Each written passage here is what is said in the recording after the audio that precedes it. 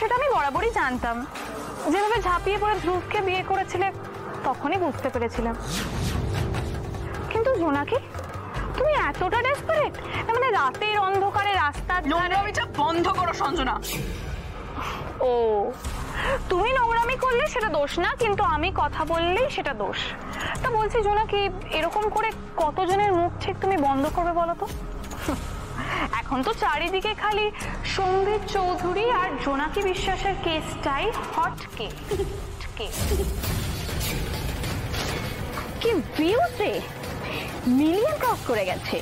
এক রাতে লয়ার থেকে হিরোইন হয়ে গেছে জোনাকি বিশ্বাস, heroine of dashing youth minister সম্বিত চৌধুরী। তোমরা কিন্তু তোমাদের সীমাটা ক্রস করে যাচ্ছ। তোমাদের এখানে কাজ নাই থাকতে পারে, কিন্তু আমার আছে। এই দেখো দেখো দেখো, সেই ভাইরাল হওয়া উকিলটা না, কি যেন নাম? জোনাকি বিশ্বাস।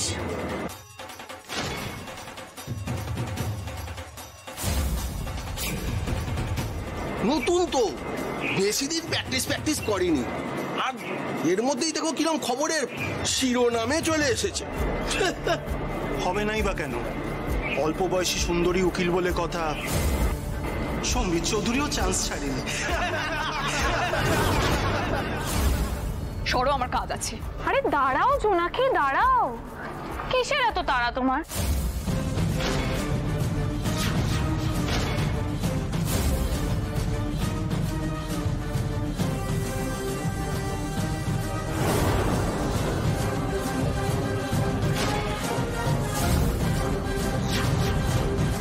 ও সরি, আই থিঙ্ক ওই সম্বিত চৌধুরীর সাথে গাড়িতে বসে বা ক্যাফেতে একান্তে তোমাদের ওই কেস নিয়ে ডিসকাশন করার আছে, তাই না?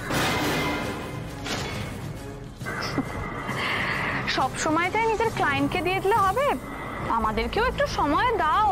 আমাদের রিলেশনটা কত পুরনো বলো তো। তুমি কিন্তু তোমার নতুন ক্লায়েন্ট পেয়ে আমাকে একদম পাত্তাই দিচ্ছ না জোনাকি। আরে তাহলে ভাইরাল হবে কি করে? আর সোশ্যাল মিডিয়ার সেন্সেশন হয়ে উঠবে কেমন করে? সঞ্জনা, তোমার এবং তোমার এই বাজে কোম্পানির আজে বাজে কথার উত্তর দিতে না আমার প্রয়োজন বা ইচ্ছে কোনোটাই নেই। যেটা আছে সেটা হচ্ছে সৎ পথে চলার ইচ্ছে, সত্যিটাকে সামনে আনার জেদ, যে ভ্যালুস গুলো আমাকে আমার গরিব বাবা ছোটবেলায় শিখিয়েছিলেন, আর আমি আমার বাবার দেখানো পথেই চলেছি। আর তুমি চলেছো তোমার বড়লোক বাবার শেখানো পথে। তাই তোমার থেকে এই অসভ্যতামিটা আমি পেয়ে খুব একটা অবাক হয়ে যাইনি। আসলে তুমি তোমার এই অসভ্যতামিটা না তোমার বাবার থেকে ইনহেরিট করেছো। আজকে আমার চোখের সামনে দাঁড়িয়ে একজন তোমাকে অপমান করে যাচ্ছে, আর আমি কিচ্ছু করতে পারছি না। দ্যাটস বিকজ অফ ইউ, কারণ তুমি আমাকে না ভরসা করো না বিশ্বাস করো। তাহলে এত বড় সাহস কেউ পেত না। তো জোনাকি, তুমি বুঝি এই ক্যারেক্টারলেসের মতন বিহেভিয়ারটা নিজের বাবার থেকে? মুখ সামনে কথা বলো সঞ্জনা।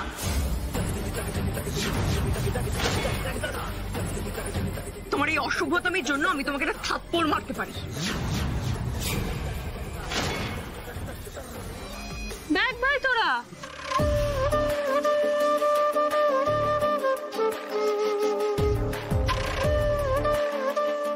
একেই বলে হচ্ছে চোরের মায়ের বড় গলা, দ্য রেবেল কুইন জোনাকি বিশ্বাস। তা জোনাকি, তুমি নাকি আমাকে একসময় বলেছিলে যে মিত্তির বাড়ির ছেলেদের মান সম্মান নিয়ে খেলার নাকি আমার কোনো অধিকার নেই। তা তোমার আছে বুঝি? নাকি এখন গায়ে কালো কোটটা উঠেছে বলে সেই অধিকারটা তুমি পেয়ে গেছো? ধ্রুব মিত্তিরের মতন একজন আদর্শবান লয়ারের ওয়াইফ একজন মলেস্টারের হয়ে কেস লড়ছে, আর সেই ইনফ্লুয়েন্সিয়াল লিডারের সাথে জোনাকিকে আবার ক্যাফেতে, রাস্তাঘাটে, এখানে ওখানে সব জায়গায় দেখা যাচ্ছে। তো জোনাকি, সেটা তো নিশ্চয়ই মিত্তির বাড়ির মান সম্মান একদম বজায় থাকছে। জোনাকি, ইউ হ্যাভ নো আইডিয়া তুমি তোমার হাজবেন্ডকে কতটা নিচে নামিয়েছো।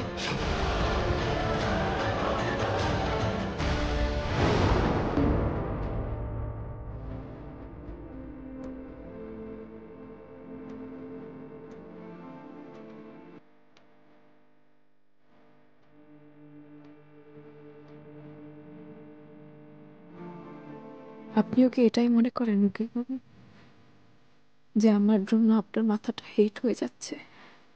অবশ্য আপনার আর আমার সম্পর্কটা তো শেষই হয়ে গেছে, তাই আমার সাথে যা হচ্ছে তার কোনো প্রভাব আপনার উপর পড়বেই বা কেন?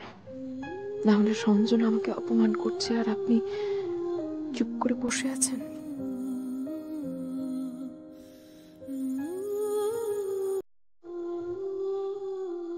এই ভিডিওটা নিয়ে কথা বলতে এসেছিলাম মিস্টার চৌধুরী। আপনার কি মনে হয় কে বা কারা এই কাজটা করে থাকতে পারে? মানে কেউ তো ইন্টেনশনালি করেছে এই কাজটা।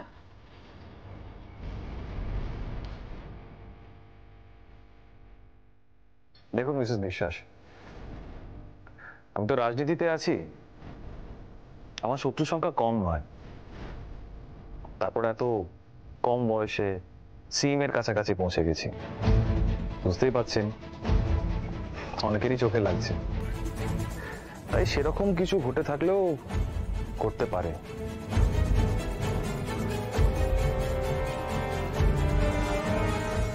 একটু ভাবুন সন্দীপ বাবু, মানে কাদের স্বার্থে এতটা আঘাত লাগতে পারে বলে আপনার মনে হয়? মানে কারা চাইবে যে আপনার প্রফেশনাল ক্যারিয়ারটাকে নষ্ট করে দিতে, যাতে তাদের কাজে কোনো বাধা না পড়ে?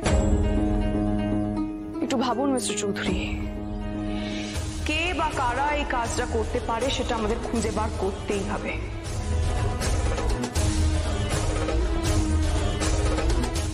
আপনাকে